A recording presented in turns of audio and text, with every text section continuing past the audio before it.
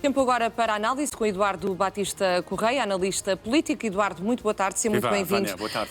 Donald Trump critica Benjamin Netanyahu, mas certo é que Netanyahu pode, de facto, comprometer ainda e bastante este acordo, ou não? Vânia, não é um acordo, é um memorando, de entendimento que poderá levar a um acordo de longo prazo. É bom que tenhamos a noção das palavras e do que é que está em causa. Parece-me, usando a palavra acordo, parece-me que há aqui um acordo para conversar, para evoluir, mas é um acordo com o elefante na sala. E o elefante mais não é do que o pequeno Israel, que tem pouco de elefante em termos de dimensão, mas tem muito de elefante em termos de atitude. Porquê é que os Estados Unidos atacaram o Irão? Vamos lá relembrar. Os Estados Unidos atacaram o Irão precisamente para proteger Israel. Proteger Israel do potencial que o Irão estava a desenvolver em termos de enriquecimento de urânio, que o levaria a poder ter uma arma de destruição maciça que iria permitir ao Irão comatar o seu objetivo geoestratégico. E qual é o objetivo geoestratégico? Eliminar o Estado de Israel. Portanto, tudo isto, pessoalmente, e face destes acontecimentos, faz muito pouco sentido. Eu diria até que estamos hoje, na visão americana e israelita, pior do que estávamos antes de Trump ter cancelado o acordo que Obama fez. Portanto, Vânia, parece-me que Donald Trump está relativamente preocupado e desesperado com o seu eleitorado interno e está, como sempre, egoisticamente pouco centrado naquilo que não lhe diz respeito. E, portanto, Israel, que no fundo luta pela sua, eu não vou dizer sobrevivência, mas pela sua existência, percebe bem que à sua volta o querem eliminar, não vai compactuar em momento algum com um Hezbollah junto à sua fronteira. Hezbollah é esse que o Irão insiste em ter junto às negociações e em trazer para as negociações de paz. Portanto, diria que não temos um acordo sustentável. Aliás, eu estive hoje de manhã numa conferência onde estavam na mesma sala, por acaso, numa situação muito rara, os embaixadores em Portugal, de Israel e do Irão. Tu achas? Isso é raríssimo, não é? Raríssimo. Não, eu acho que nenhum sabia da existência do outro em sala, porque senão não nenhum teria lá ido. Exato. Portanto, tu achas que, em alguma circunstância, estas duas pessoas falariam? Não. Portanto, enquanto o Irão e Israel não se sentarem a conversar, olhos nos olhos, e não encontrarem uma solução que seja aceitável para ambos... E o Líbano também? Pode estar sentado frente a frente ou não é extremamente necessário que assim seja? Não, o Líbano não é necessário. O Líbano é apenas uma consequência. E porquê que é uma consequência? Porque o Líbano tem dois Líbanos. Tem um Líbano com o governo do Líbano, com o exército do Líbano, e tem o sul do Líbano, com o Hezbollah, que essencialmente é o Hezbollah que toma conta do sul do Líbano, com o seu exército, que se sobrepôs aos capacetes azuis das Nações Unidas, com uma população pró-Hezbollah e que, ao longo dos últimos anos, tem vindo continuamente a atacar o norte de Israel. Portanto, temos aqui uma convivência impossível. E enquanto Donald Trump não perceber tem que trazer Israel e o Irão para as negociações e em que os Estados Unidos têm que ser apenas um árbitro, nada disto vai resultar no longo prazo. Portanto, eu olho para aquilo que estamos a anunciar hoje com bons olhos, evidentemente. É preferível haver memorandos de entendimento, é preferível haver entendimento do que haver desentendimento, mas tenho muitas dúvidas sobre a sustentabilidade a longo prazo de qualquer acordo que nasça desta forma.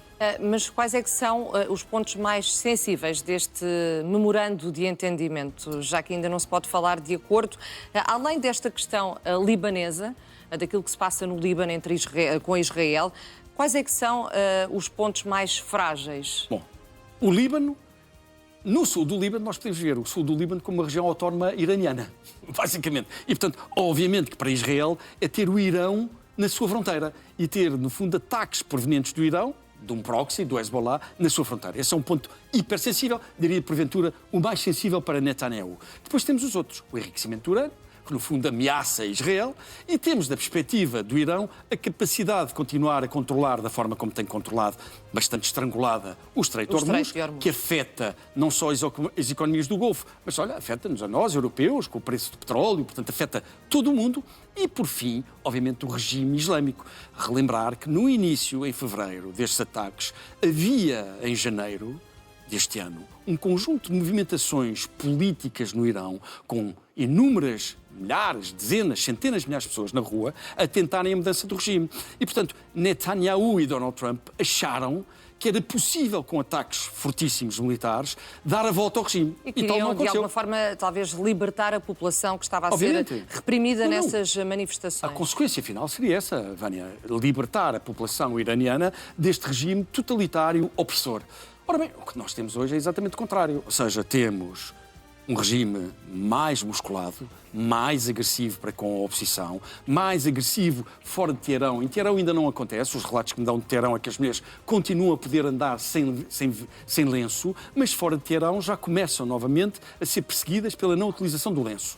Aquilo que temos é uma maior distância dos observadores internacionais à produção, aliás, ao enriquecimento do urânio no Irão. E, portanto, nós hoje estamos numa situação pior do que aquela que estávamos, em termos de alteração do regime, aproximação a modelos mais democráticos do que estávamos em fevereiro. E, por fim, temos a exigência do Irão, e parece-me com alguma legitimidade, em garantir que os seus ativos que estão congelados há décadas, estamos a falar de bilhões de dólares, são descongelados, nomeadamente agora, com a necessidade da reconstrução. Obviamente, com a necessidade da reconstrução. Portanto, há aqui todo um conjunto de itens que podem, numa situação de desconfiança mútua, que ainda está presente. Uma coisa é nós fazermos acordos com alguém, com organizações em quem confiamos. Outra coisa é estamos a fazer acordos com organizações com as quais não confiamos. E, portanto, quando estamos a fazer acordos com quem não confiamos, é muito mais difícil chegar a um acordo, número um. E a probabilidade do acordo falhar, do cumprimento do acordo falhar, é muito superior. Portanto, Vânia, uma vez mais, eu estou, obviamente, satisfeito. É bom para o mundo, é bom para o Médio Oriente que se encontrem aqui. E é bom para os mercados, já se está a refletir, pelo menos, pontos para a paz, pontos para a paz, pontos para o entendimento. Mas gosto mais de olhar para estas matérias em termos de longo prazo. No longo prazo não vejo aqui sustentabilidade para acordos que possam agora funcionar e que beneficiam, evidentemente, Donald Trump, que vê a sua base eleitoral já muito aborrecida com este conflito. Algum dos intervenientes pode gritar vitória por esta altura, Eduardo? Estados Unidos ou Irão? Vamos lá ver. O Irão sai de cara mais limpa e reforçado, que é uma pena. Aquilo que nós gostaríamos todos, democratas, humanistas, era de ver uma República Islâmica mais fragilizada. No fundo, que este regime saísse mais fragilizado. Mas aquilo que podemos observar, se formos, no fundo, ascéticos às nossas preferências, obviamente que, evidentemente, o Irão sai de cara mais lavada. Os Estados Unidos não foram capazes, nem os Estados Unidos nem Israel, aliás, o melhor sinal é a desavença que nós neste momento temos entre Israel e os Estados Unidos. Os dois principais parceiros nesta matéria, de repente, estão de costas viradas um para o outro. Portanto, sem dúvida que o Irão saiu beneficiado, apesar da destruição, das mortes, mas quer dizer, no final do dia, em termos de posição geoestratégica, sai melhor do que os Estados Unidos, que não conseguiram rigorosamente nada. Mas Donald Trump também já disse que, se não houver um acordo relativamente à questão nuclear, admite até a retoma das hostilidades. Ainda é possível, Eduardo, mesmo com uma assinatura que já está prevista, como sabemos, para dia 19, exatamente a próxima sexta-feira em Genebra, na Suíça, é ainda possível que haja um revés nesta história e que se assista a um aumento das hostilidades? Vânia, em teoria, com Donald Trump, tudo é possível. E o seu contrário, quer dizer, à velocidade como nunca vimos. Portanto, coerência é uma coisa que, no fundo, não cola com Donald Trump. Agora, parece-me altamente improvável, até porque a razão para que os Estados Unidos tenham pressa e urgência neste acordo prende-se precisamente com o horizonte eleitoral americano, que está altamente desfavorável a Donald Trump, que não quer, no fundo, arriscar perder as eleições em novembro. Portanto, eu diria que a probabilidade de retomarmos os ataques militares, apesar das ameaças de Donald Trump, e na semana passada tinha ameaçado, quer dizer, está constantemente a ameaçar, são relativamente baixas. Daí alguma segurança e alguma sobranceria até por parte dos líderes iranianos na forma como estão a lidar com este tema. E não deixou de haver um braço de ferro, não é? Porque Donald Trump queria que este entendimento fosse assinado ontem, este memorando fosse assinado ontem. E o Irão fez questão de dizer por diversas vezes que não seria durante o dia de domingo. E não foi. Faz muito bem em sublinhar, Vânia. Porque são detalhes, mas é nos detalhes que nós percebemos exatamente como é que as coisas estão a funcionar. Foi o Irão que impôs, disse não. Porque Donald Trump estava, vamos anunciar, vamos assinar amanhã. Até era de forma digital, supostamente havia essa Aliás, já havia brincadeiras no Irão, dizendo que Donald Trump devia ter que esperar pelo código do governo, da web government do Irão, que demora alguns dias. E, portanto, já havia piadas sobre isto dentro do próprio Irão. Não.